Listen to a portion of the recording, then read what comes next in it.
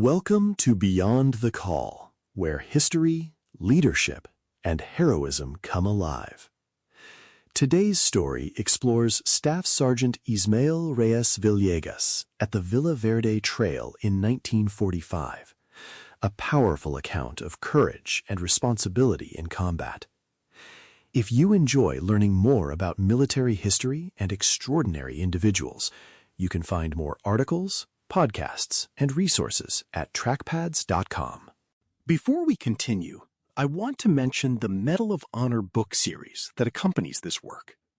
These books tell the stories of America's Medal of Honor recipients in a serious, readable, and historically grounded format, with each volume focused on a specific campaign, battle, or part of the war.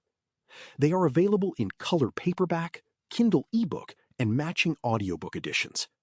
You can find them at militaryauthor.me. On a steep Luzon hillside in March 1945, the air shook with explosions as bursts of fire poured down from hidden positions above. Staff Sergeant Ysmael Reyes Villegas and his squad from Company F, 127th Infantry, 32nd Infantry Division, clung to the slope below the crest, pinned by Japanese soldiers dug into caves and foxholes. Machine gun bursts stitched the ground around them, while grenades tumbled down from the ridge, exploding in clouds of dust and rock. The trail behind them carried the rest of the company, and beyond that, the flow of the campaign. If the hill did not fall, every movement along that stretch of the Villa Verde Trail would stay under enemy guns. The mission that day sounded straightforward on paper. Seize the heights that dominated the road and clear the defenders from their interconnected positions. In reality, it meant crawling and rushing up a bare mountainside where every bush or rock might hide a rifle. The enemy had spent months shaping the ground into a fortress, carving caves into the hillside and linking foxholes along the crest so they could support each other with overlapping fire. Beyond the Call is the Monday feature of Dispatch, U.S. Military History magazine. On that day, it was also a description of what one young staff sergeant was about to do for his men. To understand how he came to that point, you have to go back to Casablanca, a predominantly Mexican-American neighborhood on the edge of Riverside, California. Ysmael was born there on March 21, 1924, the eldest of 13 children in the family of Dario and Inez Villegas. He worked as an orange picker in the groves around the city, long days in the heat, hauling heavy sacks to help keep a large household fed and clothed. Responsibility arrived early and never left. Neighbors remembered him by a fitting nickname, Smiley, a young man who carried himself lightly but took his obligations seriously. When the United States entered World War II, that sense of duty turned towards military service. In July 1944, he enlisted in the United States Army and, after training, was assigned to Company F of the 127th Infantry Regiment in the 32nd Infantry Division. The division, known as the Red Arrow, had already built a hard reputation in the Pacific for grinding, close-range fighting through jungles and mountains. Before he shipped out, Ysmael married Lily Sanchez, and their child would be born while he was overseas. Earlier in March 1945, in the same campaign, he earned the Silver Star for knocking out an enemy position that threatened his men. He was in his early 20s, yet already known as a leader who stayed at the front of the fight. The Villa Verde Trail was one more brutal step in that campaign, a narrow mountain road that twisted through ridges and draws in northern Luzon. Each new rise concealed another defensive belt, with caves and foxholes commanding the approaches and machine guns placed to sweep any attacker who showed himself in the open. On the day of his Medal of Honor action, Villegas' squad moved as part of the leading element, climbing in short rushes and dropping behind what little cover they could find. Grenades and demolition charges hurled from above burst among them, sending fragments spinning through the air. Every yard of ground cost sweat, courage, and sometimes blood. Pinned partway up the slope, the squad reached a point where the hill seemed to spit fire from several directions at once. Bullets snapped overhead and tore into the dirt, and each explosion drove the men tighter against the ground. Some were wounded, all were exhausted from the climb. It would have been easy to stay where they lay and hope for another unit to pass through and take over the attack.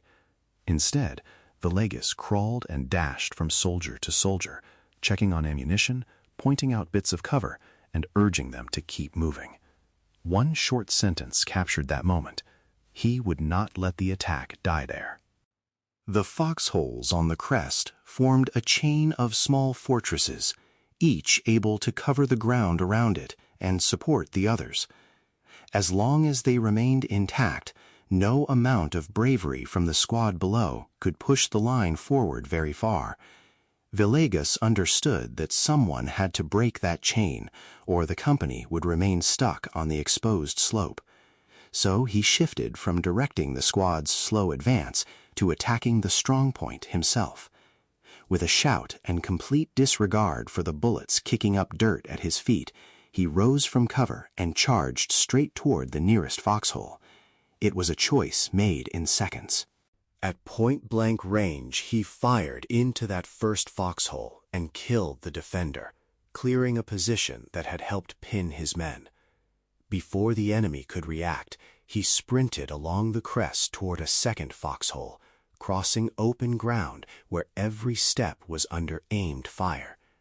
Again, he closed the distance and shot the defenders at close range. Then he turned toward a third position, repeating the same desperate pattern.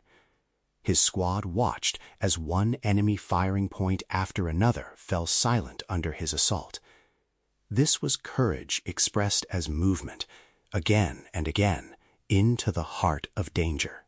Even as fire against him increased, Villegas continued his lone attack. He rushed a fourth foxhole, then a fifth, each time killing the occupants and further unraveling the defensive line.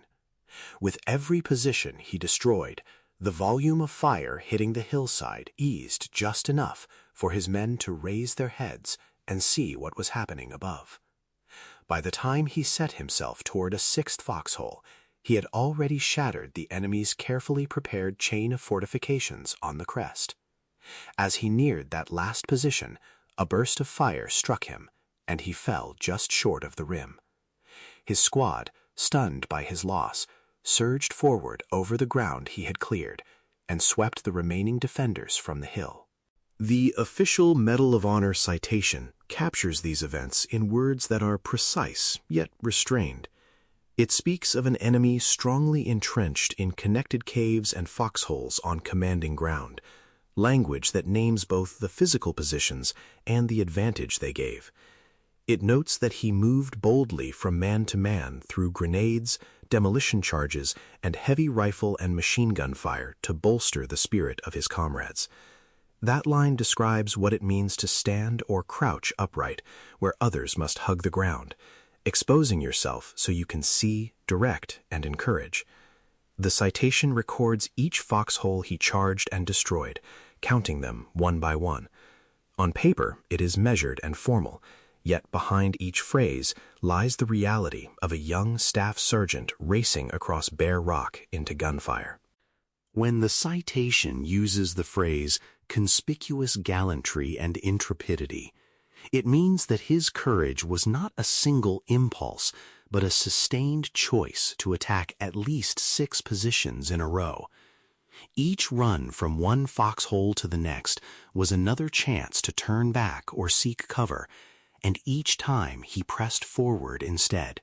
The tactical impact of his actions was immediate. By breaking the defensive chain on the crest, he allowed the hill to be taken and removed a key strongpoint that covered the trail. Without that success, the position could have continued to serve as a base for machine gun fire, mortars, and counterattacks against any force moving along the narrow road below. The Villa Verde Trail campaign moved forward ridge by ridge, and every entrenched height that held out meant more casualties and more time under fire. His charge shortened that costly process at this particular point. It mattered in the very practical sense of lives not lost in subsequent attempts on the same slope. His story also reflects deeper qualities of leadership and character. As the eldest of many children in a working family, he grew up knowing that others depended on him long before he put on a uniform. Years in the orange groves built physical toughness, but also patience and persistence. In the Army, those traits appeared in the way he led his squad, taking the most exposed positions, checking on his men under fire, and accepting risk rather than shifting it onto others. Courage, in his case, was woven into daily decisions, not reserved for a single dramatic moment. The final charge along the crest was consistent with the life he had already been living.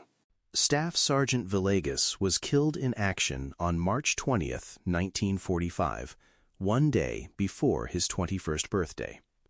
His Medal of Honor was awarded posthumously and presented to his family, a recognition that could not ease their grief, but did affirm the weight of his sacrifice. For his parents, his wife, and the son he never saw, the decoration was both an honor and a reminder of what had been given up on that mountainside. In military records, his name joined the long roll of those whose valor shaped the course of the war. In family stories, he remained a husband, a son, a brother, and a father who never came home. In the years that followed, his memory became part of the identity of Riverside and the Casablanca neighborhood. Parks and community spaces were named in his honor so that his story would live in the places where children played and families gathered. Residents could point to those names and explain that someone from their own streets had gone halfway around the world and given everything for the men beside him. Local remembrance turned an official citation into a living example. It showed what service and sacrifice could look like when rooted in a specific community. Today, his grave lies in a military cemetery in California, surrounded by fellow veterans from many conflicts. The inscription on his headstone is brief, yet behind those few words stands a life that stretched from the orange groves of his youth to the rocky ridges of Luzon and back again in memory.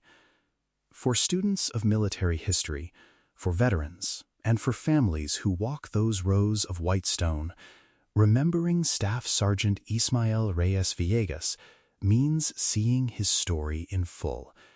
It means recognizing the responsibility he carried, the moment of decision on the Villa Verde Trail, and the enduring impact of his courage. His example continues to remind listeners that behind every Medal of Honor lies a human life lived, chosen, and finally given beyond the call.